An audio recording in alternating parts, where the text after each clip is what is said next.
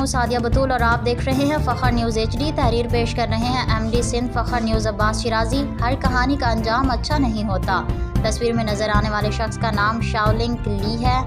25 साल से अमेरिका जाने की कोशिश में मुसलसल वीज़े पर अप्लाई करता है, यहाँ तक कि वो लोग उसका नाम तक जानने लग जाते हैं। 15 से ज़्यादा मरतबा कनाडा के लिए वीज़े की कोशिश, मगर हर बार उसकी दरख्वास्त रद्द कर दी जाती। इतनी नाकामी के बाद तो लोग वैसे ही ज़िंदगी से नाउम्मीद हो जाते हैं, लेकिन शाओलिंग ली हिम्मत हारने वालों में से नहीं था।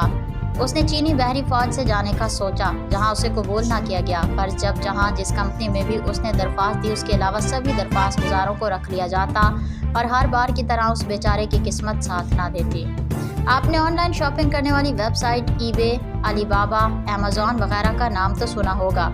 उसने भी उनसे मुतासिर होकर ऐसी ही वेबसाइट बनाने का सोचा, लेकिन सरमाया ना होने की वजह से मुश्किलात का सामना हुआ।